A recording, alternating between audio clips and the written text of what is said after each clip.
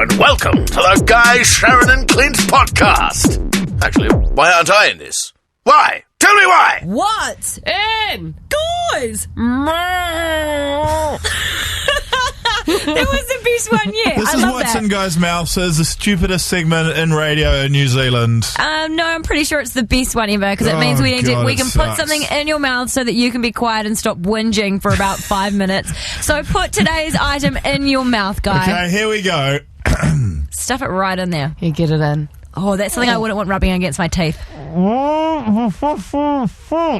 Okay, what is in your mouth? This is really hard. One more time. Okay, if you think you know what's in Guy's mouth, call us now, 0800 The Edge, or text us to 3343. No, you shut up. You shush, please. This is quiet time. You have to be quiet. This is where Megan and I get to do all the talking. Congratulate everyone in New Zealand for successfully guessing this one, like, pretty much straight away. Can you at least put it back in your mouth? Oh, God, Just no, stuff it's gross. Get in there. It's all dead. Put it in. Smell. Get it in. You know I hate waiting around. Okay, now we want you to guess on 0800 The Edge what you think is in Guy's mouth. So Megan, hit the phones, girl. All right, Sarah, what do you think is in his mouth? My 8-year-old thinks it's warm tomato sauce. Hey, there's the best Put it back guess. in your mouth. Ugh. Is it warm tomato sauce, Guy? Oh, Thanks, Sarah. What about you, Chelsea? Chelsea. Chelsea. Hello. Chelsea! What's in Guy's mouth? I think it's salt and vinegar chips. No, not No. salt and vinegar chips. Sorry, Chelsea. Okay, Kevin, what's in Guy's mouth? Kevin. Kevin. Yeah. Yay! Yeah. What's in Guy's mouth, Kevin? A roll of sticky tape.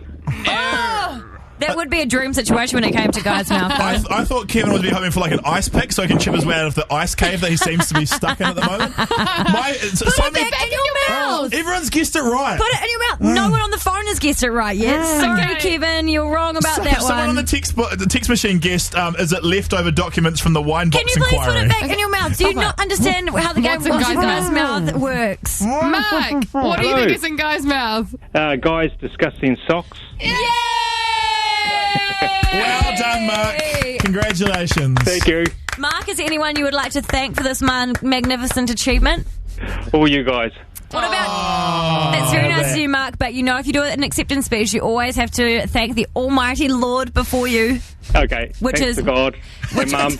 No, we don't... What? Ain't he a manager? Not God, we're talking about Lord. You know that chick that's turning 18 tomorrow? Thank you to Lord. Well, congratulations, Mark. We're going to hook you up with some prizes from the Edge $1 Million prize cupboard. We've still got quite a bit left in there, and we're going to hook you up with some of it. Cheers. Oh, did you put it on Cheers, hold? Sharon. Sorry, I cut him off. I was waiting for Mark to be like, thanks, Sharon. This sounds bloody neat. Thanks, No worries, Sharon. Mark. You're a New Zealand hero. I am. Next time you can thank me second in that acceptance speech. Guy, Sharyn and Clint on the Edge. And it is the day after fireworks, Guy Fawkes Day. Me and Shazdo were just bantering about the possibility that maybe Guy Fawkes, just maybe, I love fireworks, I love a good explosion, and I love lighting things on fire, but maybe Guy Fawkes is just a little bit of a womp womp. I kind of think that they should just do like a really epic Guy Fawkes thing in each town that everyone just can see from their house, or you just go and watch, and it's a professional, like, awesome show. Yeah. Because we had so many, like, darting into our trees and going across our porch last night, and then I saw this poor guy from the Auckland Council picking up literally about 50, 60 fireworks that have been left there as someone's rubbish. It pisses me off that people litter. Like, it's one day of the year where people just litter and don't give a crap. But I just think that we're all doing our own, like, crappy home jobs of this. You know, like, it's like every person has bought their, like, $100 warehouse box, which they're just pissing money away on,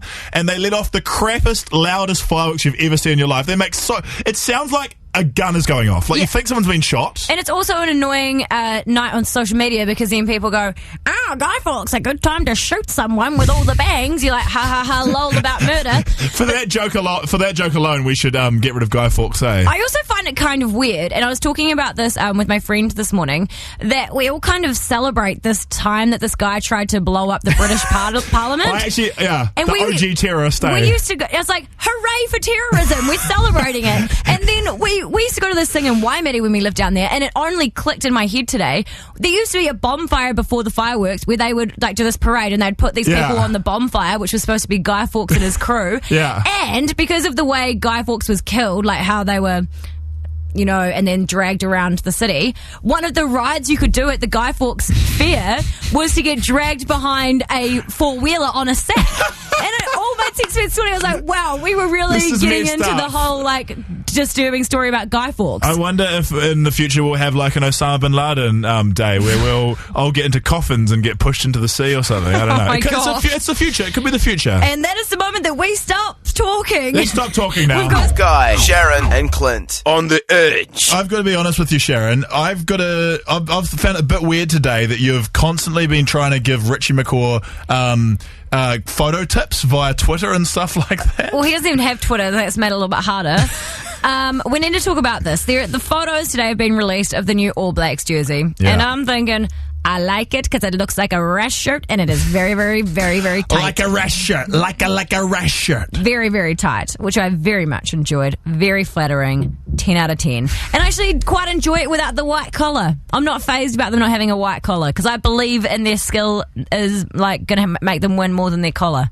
No, but I enjoyed a white collar though too. It's nice to have a bit of design on there. It's a little bit disappointing. It's still got a design. It's got a really cool web on it. It looks kind of webbed like a grid. And then it's got these cool side panels down the side that makes them look flattering and stuff. It also has a built-in zip feature, so you can zip off half the shirt if you want to get a Stephen Donald crop top type look, which is quite good for the hot games in the summer. Good idea. But the thing that I loved about the photo that was released of them wearing these new Adidas shirts is that, one, Richie McCaw's face looks so weird when it's perfectly airbrushed instead of having all his hot I was going to say gashes, but hot scars and stuff. I like your hot gashes. But they airbrushed his face so much that he almost looks like Frankenstein. It's really strange. He's got a lot of forehead, eh? Oh. He's got a lot of forehead. He got a lot of everything. That's what I'm talking about. Also, it was supposed to be a compliment, but he spun it into a compliment. But the thing is, in the photo, I've got to say, the hottest out of the boys are in there because there's Dan Carter, there's Richie, there's Jerome Kaino, Israel Dagg, and Aaron Smith. Aaron Smith takes the cake. I just cropped Aaron by himself. But is this just because you've seen a photo of his wanger on the internet, though? No, because I just can't stop seeing his wanger. He honestly looks really nice. Anyway, the thing I noticed about the photos is that all the boys don't have their arms flat against their sides, not even if they have muscles. Yeah. They all kind of got them out so they're not touching their body. Yeah. And I thought, I see what you've done here, All Blacks. You can't get past me, mate, because that's the golden rule of making sure you've got well-shaped and skinny-looking arms in photos is that you never let them be flat against your body. Okay. And so I reckon the All Blacks know this, and they're like, if we want our muscles to look big, we need to just prop them out a little bit. I mean, this isn't how they normally stand, look like Lego men. But I reckon they know the tips to getting good photos. What are other good tips to get in good photos? I always take bad ones. Another good one, if you want to have good jawline and your cheekbones stand up, there's when you smile, or if you're just doing a close my smile, you push your tongue into the roof of your mouth. And it gives you this sexy smouldering smile and great jaw and cheekbone. It makes me look like I need to go to the bathroom. Yeah. What about, have you heard of the one where you've got to dip your chin down so you don't get a double chin, put your chin towards the ground more? If I do that, I just get lots of chins. More double chins. Or it could backfire, I don't know. Another one is one that Mary-Kate and Ashley Olsen do. If you're trying to do the classic pout, what you need to do is you look at the camera and you say the word prune, and then you freeze. You're like, prune. Okay, Prune. So I've got a better idea. Just only do duck face if you're taking the piss. If you're being serious, you're going to look like an idiot, but if you're doing it as a joke... Angelina Jolie does it as well. Yeah, but she's like a model, and I'm like a big idiot douchebag, and it's better if I just take it... no one's going to want to watch you pout, are they? Well, it's a bit of a laugh. It's kind of funny. Yeah, I normally do it. No, but you're doing the full noise Donald Duck face. This is just the sexy pout. Do you know the classic look, which whenever you talk about this, whenever you talk about photo tips, people always bring it up. To look thinner, what you do is you put one foot in front of the other, but at the same time, you look insane because you're standing like you're a model getting ready for a weightlifting competition or something. Let's do it. Another one is always stand on your tiptoes because it makes your legs look toned. And if you're getting your photo taken in the sun, then look directly at the sun with your eyes shut. and then you'll be able to look at the camera with your eyes fully open and not with one eye shut. Like, what are you doing? So That also seems like dangerous and stuff. It's not dangerous. We've got Renee on the phone. Renee, what's your photo tip? Okay, so this one is really good if you're in a bikini and it's summertime. Yeah, and girl. you're taking a photo. All you're going to do is just push your bum out a little bit for the photo, and it makes your box gap look way bigger. Oh my God! I am doing it! No. It does. Look, no box gap. Yeah, no, but- box gap. No box gap. Box gap. And it looks like I've got a sweet butt like Kim Kardashian. It's not healthy to have a box cap. I'd say better than that. Just love yourself and don't worry about box cap because it's a waste of time. I'm with you, girl. I'm going to do it this summer. Amanda, what's your sweet, sweet tip for getting a good photo? Well, we put our tongue on the roof of the mouth so that it lifts up your turkey neck. Yep. Your turkey neck. Okay. It works. Let's talk more about the turkey neck. What is turkey neck? Under here. Under your chin, that sort of skin. The hangy bit under your chin. You can't really see yours because it's covered in hair. That's why. That genuinely does work, because I said that to my sisters and my mum. They're like, you don't know what you're talking about. And then they did it for a family photo. They're like, oh, actually, it does work. Yeah, it does work. And have you got any other tips, Amanda? No, not really, but you could probably combine that with the duck pout and that would be... 2-in-1 action. If I try to do both those at the same time, I'm like, pran. It's like I've had a bottle of vodka or something. Someone text in, I'm a photography student. To have a natural pose, lean your body weight onto one leg, relax the other, and give your hands something to do. For example, no, don't put them out like that. You're like a drag queen. Put them on your hips or something. Well, that's a bit weird. That's getting weird. That was my tap dancing pose. You just put one leg back, and then you just put two hands, interlink your fingers, and put them on your hip. Okay, my two tips are do peace signs. It's always good, and you feel like a Japanese teenager. And most importantly, smile. Yes. It so annoys me when you take smile- a photo with people who don't smile. And so many girls think their photo is ugly. Yes. Their smile is ugly. I think old girls have a beautiful smile, and everyone looks better when they smile. I hate that when people are like, oh, my best girlfriend in the world, and then it's a photo of both of you looking miserable because you both hate smiling in photos. You've got to smile. Let yourself go. Have fun in life. Kia kaha. I don't know why I said kia kaha. Beautiful. I was on a roll. Guy, Sharyn and Clint. On the edge. New segment time. Yay! Noel, the video bogan, is in the studio. Welcome, Noel. Hello. He's come to share his crazy, whacked-out theories, like all good kind of Westy Hamilton dudes with flat brims have.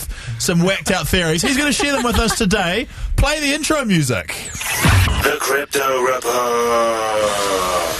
Ghost, alien, lizard, Bigfoot, the Loch Ness Monster, scary shit, elves, Australians. Best intro ever. That is genius, Noel. That is really good. Okay, Thanks, no. mate. Thank you. Get What's into in the your... Crypto Report? Well, in the Crypto Report today, we have the Kaikoura lights. Oh. So it's a home-based one close to the hearts of New Zealanders. Okay. All right, tell us about it. In December in 1978, the Kaikoura, over the Kaikoura Ranges in New Zealand's beautiful South Island, there was a cargo plane that was flying, a bit of its usual route from Wellington to Cargo land? Yeah, whatever. They're delivering stuff in planes. That's what they're doing. Anyway, so there was all these reports of all these lights that would follow the airplanes. So it became a bit of a phenomenon. And so eventually an Australian news company came all the way from Australia to try and document it. And you know what? They actually did. Wow. They managed to play the soundbite. Is that the audio I've got? Okay. Hang on a second. Hardly had Fogarty spoken when things began to happen. We've just heard from Wellington radar that we've got an object about a mile behind us and it's following us. Let's hope they're friendly. It's really getting a bit frightening up here. There's a whole formation. That is so scary. So did Yeah. they ever figure out what it was? No, they did not. But they've actually got it on film. And if you want to see the video on YouTube, the footage isn't that great because it's from the 70s, so it's shot on film and stuff Let's like put that. it on our Facebook We'll page. put the link on your Noel, Facebook the video page. bogan, you're Yeah. blowing my mind right now. This is Oh, there you go. amazing. That's true. So where are the UFOs? Where are the aliens now? I don't know, mate. Probably not in Kaikoura. Probably realised pretty boring. They saw enough whales and they got out of there. Well, thank you so much, That was Noel. awesome. That No was worries, the mate. Crypto Report. Best segment ever. The Crypto Report. Ghost, alien, lizard, Bigfoot, the Loch Ness Monster, scary shit, elves, Australians. Guy, Sharyn and Clint. On the edge. And you can ask anybody. Go ahead and ask anybody. Yeah, you can ask anybody. Anything. Ladies and gentlemen, a warm welcome to the studio to jockeys. Please welcome Christelle and Zinjite Moki. We were very worried, Zinjite, that he was going to get your name wrong. So did he nail it? He's got it sorted. Zinjite Moki is the best name I've ever heard in my life. Yes. And I'm so excited to be talking to jockeys. Can I say, though, that I am disappointed that two tiny little freak people didn't walk through? You're actually quite normal. But I've got to ask you guys straight off the bat. First question, how much do you weigh right now? I'm walking 54 kgs. Damn. I'm 54 and a half. 54 and a half. That's crazy. Do you have to be... Is it prerequisite to be super light as a jockey? That's obviously something, right? Like, I can't do it. I'm 105 kgs. Yeah, obviously you're a bit like double our weight. But can't we get like a less pussy horse or something? Yeah, We'd have to get like a... You'd have to get a big horse. Clydesdale. We get a Clydesdale for you. Okay, second important question. Pom-poms on the helmet or no pom-poms? Pom-pom. Yeah, I'm a pom-pom sort of guy. Dang, that's where it's at. We were mocking you guys the other day then. Brooke, what's your question? I was just wondering how difficult it would be to get into racing. Okay. It is a little bit hard. You sort of have to know, people that work with racehorses and trainers. Maybe have some friends that You've also got to weigh 54 kgs. Yeah. How much? Yeah. What's the standard weight you've got to get yourself down to? 54 is minimum in New Zealand. Okay. 53 in black type races and 52 again in group 1 and group 2. So the higher level you get, the lighter you have to ride. Okay. Crazy. So we wouldn't recommend anyone trying to lose that much weight. You've got to be naturally able to get to that level, I think. And Grace, what's your question for our jockeys? I was just wondering how long you have to train for a day. We have really early starts. Like we start at 5 o'clock, riding, just exercising them and preparing them for their races. And awesome. Yeah, we go through from like 5 till 10, even till lunchtime sometimes. But you get a break in the day. Why do you start early? Is that the horse's timetable? Is that when the horse gets up, that's when you need to ride? It's just the cooler. You don't want horses sweating much and using too much energy. So What does horse sweat smell like? not nice. Do you call it HO? So there's appalling. It was pretty good. Here's my question. Have you ever thought that horse racing would be way better if you got rid of the horses and just had the jockeys run around the track? That's just called yes. running. Well, I'd probably win that. And You've got a good face, Zinjite? Yeah. Smash Okay, it. so I'm going to throw this out there. There's a dude texting in whose name is Brad Carsons. And you guys you guys recognise that name as someone who was going to give you guys crap. What's hilarious though is we called him up. We got Chang to call him up. He was too pussy to come on the phone. Oh, what a girl! He just wants to serve you up via the phone line, via the text machine. But he texts in to say, "What is it like never being able to go on the roller coaster?" Are you guys never allowed to go on the roller coaster? I'm 1 centimetre over being allowed to go on the roller coaster. Actually, Brad. And I'm like a normal sized person. Yeah, shut up, Brad. What do you know? So we've got some great questions coming from the text machine, but my first question is, what makes a good jockey? And let's be honest, how much of it is the horse? Oh. Don't go, oh. Would we say 50-50? You reckon? A good ride can win you a race. Yeah. But I guess, you've got to have a horse with ability and a horse that can run fast to be able to sit and stare at him and make it look good. We're just there to make it look good. But when I've seen a horse race and the jockey falls off, which must be... Oh, by the way, what's it like to fall off a horse? Is that terrifying?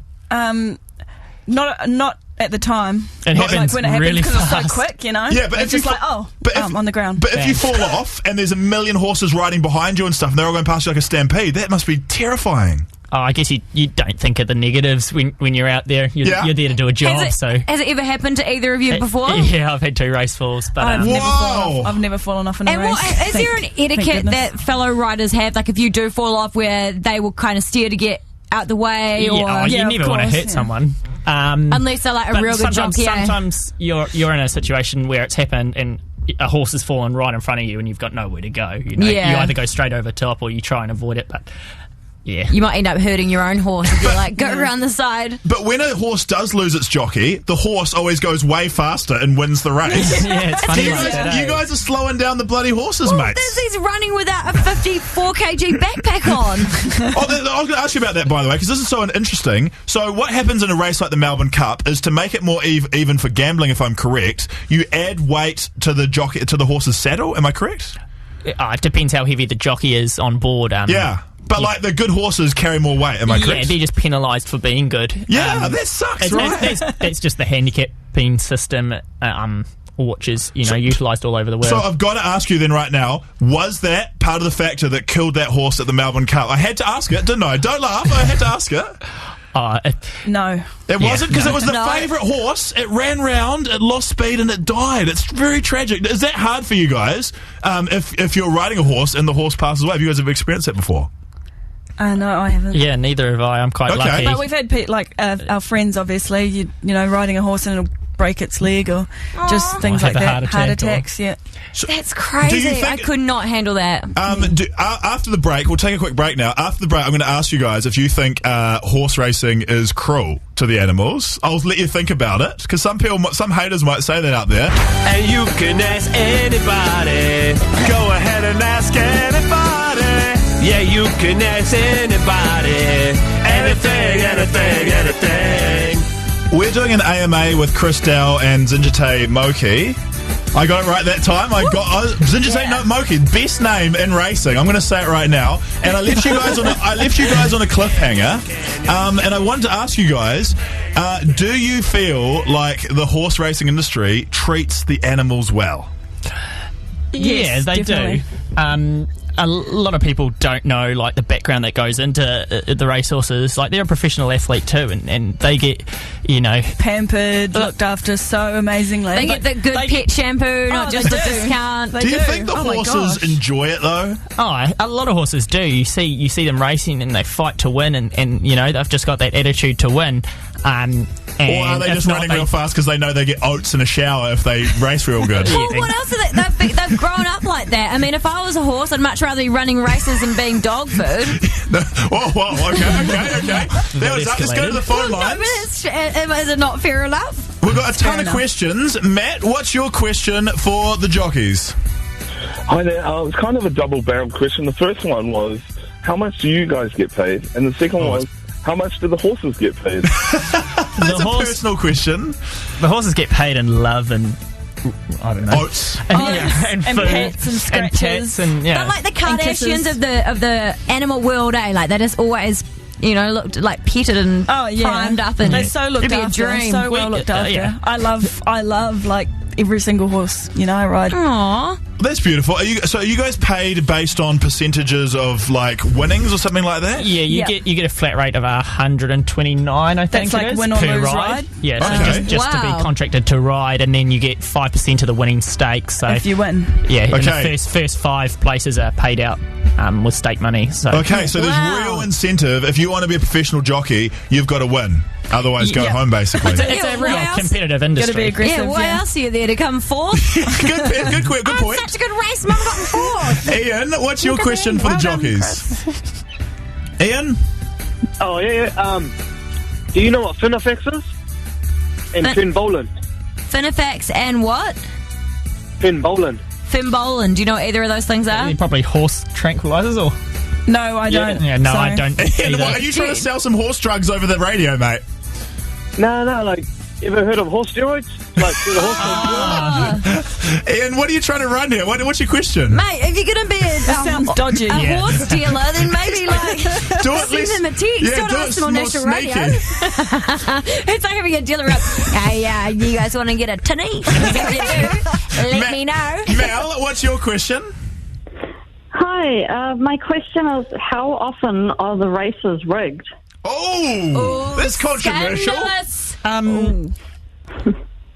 In other countries, it's quite big to do stuff like that, but in New Zealand, it's not very common. Doesn't happen at all. No. Really, we don't race for enough stakes to be pulling up horses. Every time you say race for stakes, I just think of you guys getting some sweet wagyu from Neat Meat or something. If you race real good, we'll get you some wagyu from Neat Meat. You have a great barbecue. Hey, you guys have been so wonderful. Thank you so much, because we've asked some rough questions. You guys have handled them very well. Ladies and gentlemen, give it up for Christel and Zinjite Moke!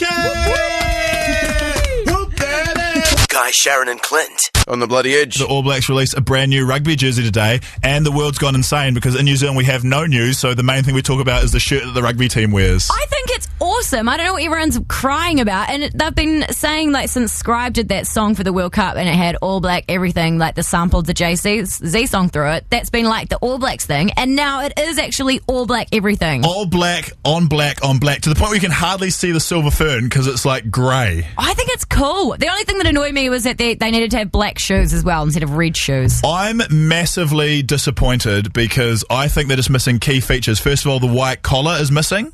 That's very disappointing. Yes, because the collar is a very big thing of the game. Second, well, I just think it's like tradition. It's classic. Another feature that I wanted to see included in the jersey, which wasn't included, was the zip-off Stephen Donald crop top option. Yes, that it wasn't would have been included. good. I would have enjoyed that. They didn't include the because I actually sent through a drawing and an illustration of this kind of things that I want in the All Black jersey that they could have included. For example, a inflatable neck pillow for the long trips to South Africa. Yes. They don't travel in their All Blacks jerseys though, eh? I think they do. I've done a bit of research and I'm pretty sure they do. Okay. Another thing they could have put in there was a Steinlager goon bag attached to the back of the jersey so they can sip Steinlager during the games. They don't even make those, but they should make those. A little pouch for like up and go, or a Game Boy Pocket in case the game gets like boring and you need to play a bit of Game Boy in the scrum. Definitely a good idea. And one thing I did hear about and this might not be true, one thing I did hear about the jerseys though is that they're made out of melted down Rugby World Cup trophies. So that's quite exciting. The IRB is very upset about it, but Richie reckons it really helps performance on the field. Well, hopefully it does. I've got high expectations for the All Blacks playing in this new jersey, even though they don't have the Steinlager goon bag attachment. I wish that I had a Steinlager goon bag. For the show. We should put that into like our seats in here. It would make the show more interesting, that's for sure. Definitely would. Shaz Dog would be on fire. Guy, Sharyn and Clint. Edge. Clint will be back tomorrow, so if you've been missing Clint, don't worry, he'll be here tomorrow. I even forgot that he even existed. I haven't. I miss him and his sweet scent. He smells. He's the nicest smelling person on the show. Oh, that's saying a lot. Fact. Chang doesn't smell great, and I shower once a day. You don't even wear shoes, and you brush your teeth for the first time at 2 p.m. in the afternoon, so it's very easily Clint.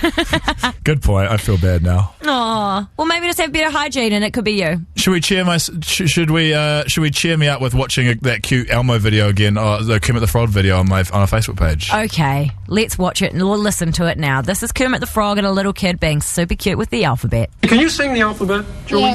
Yes, I could. Let's hear you sing the alphabet. A, B, C, D, E, F, G, Cookie Monster. You're not singing the alphabet. A, B, C, D, E, F, G, H, I, J, K, L, M, N, O, P, Q, R, S.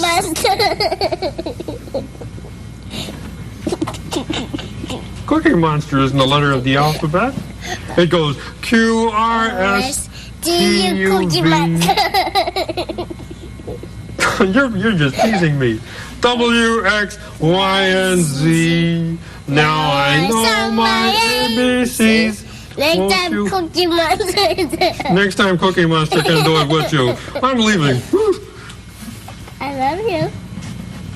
I love you too. Aww. So cute. That's the most adorable thing in the world. That was the first installment of the new hit segment Guy Plays Cute Videos that he found on the interwebs. That was the first time that's ever been done. And it sounded so cute. It's good. It lifts you up every week. It's going to be the radio version of cuteoverload.com. Can't wait. Today's Guy, Sharyn and Clint podcast is brought to you by Grass. Perfect for gardens and sport. Get grass today from your friendly grass vendor.